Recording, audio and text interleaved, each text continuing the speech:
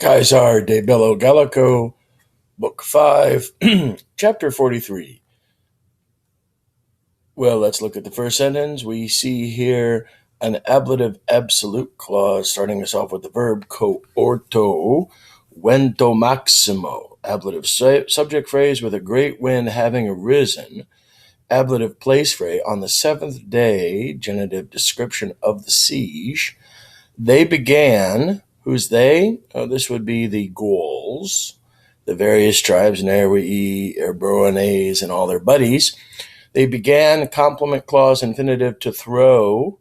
To throw what? Not fundis, that's ablative, that would be means. But they threw ferventes, participle, boiling, or hot, galandes, balls, or acorns is a proper term. Little things the size of baseballs. Out of the fusilii, that would be fusible. That's funny. Out of fusible clay.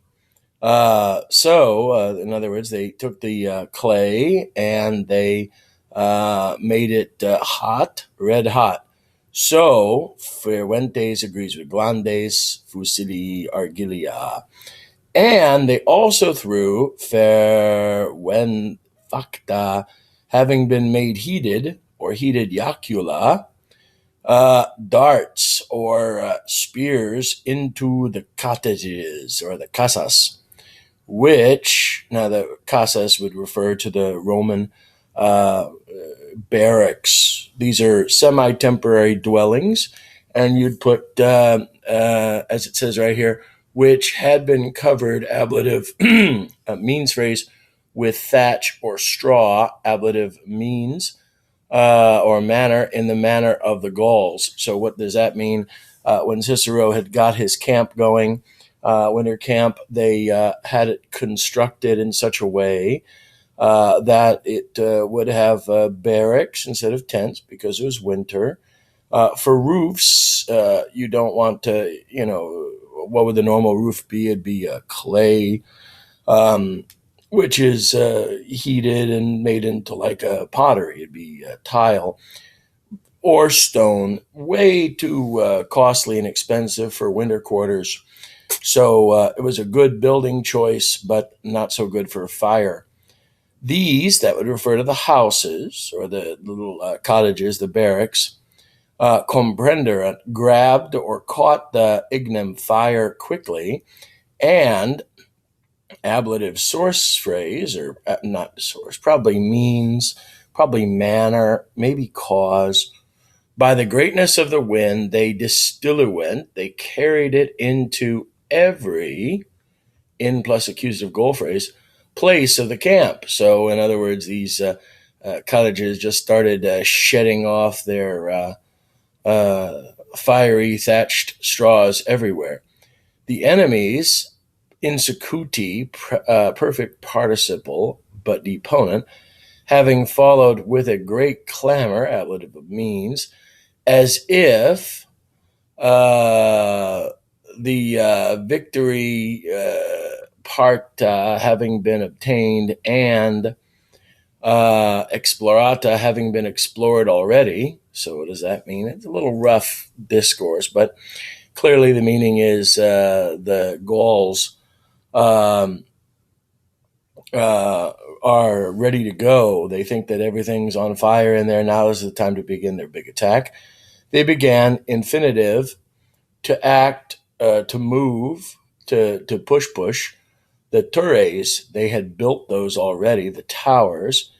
And notice the separation of the quay, very unusual for Caesar. Well, actually, it comes normal. And the mantlets, that'd be those sheds on wheels. And to mount, so they're all beginning off agere and ascendere, all being controlled by agere, coeperant. They began to mount the wall, scalis, with ladders. But tanta, so great was the virtus, the strength, and that was, and probably you could say Tanta is going to Ea as well, and that strength was the presence of mind, and that was the presence of mind of the soldiers, ut plus subjunctive, so we have that subjunctive down here, that, cum, or since, or because, when they were being torched, and now this is, of course, subjunctive.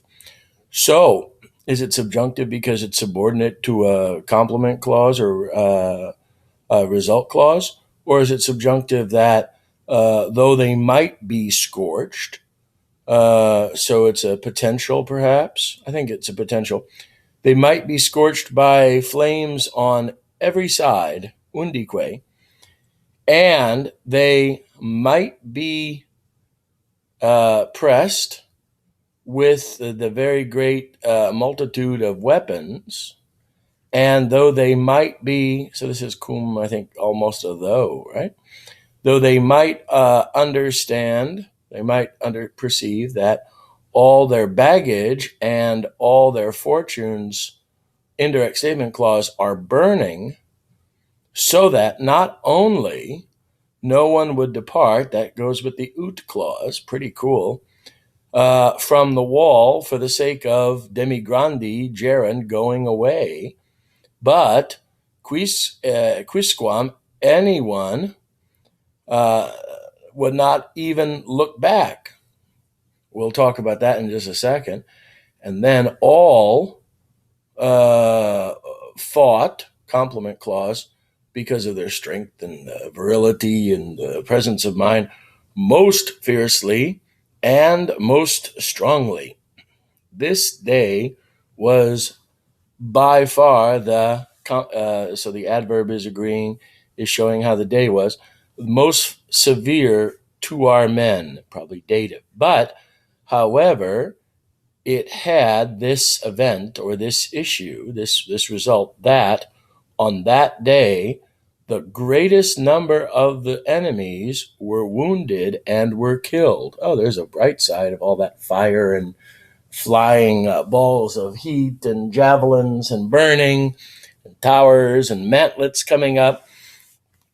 And the last ones were not giving a retreat to the first. We'll talk about that one. Indeed, ablative absolute, with the flames having been interrupted for a very little bit of time. Long book. Oh, I guess I'm going into 43. Why not? And with the tower having been forced up in a certain location, and with the tower understood touching the wall, the centurions of the third cohort retired out of that place, ablative adverb, in which they were standing, and they removed all their men. They began to call the enemies by a nod, probably obscene nod here, and by their voices, saying, if they wish to enter, no one of them dared to advance. Then, well, this is pretty cool, deturbati, having been disturbed, beaten off, by the stones thrown out of every part, and the tower was set on fire. So let's go back through this and commentary-wise. So we see this nice passage of Cicero's camp really being beset hard by the enemy. Fire everywhere.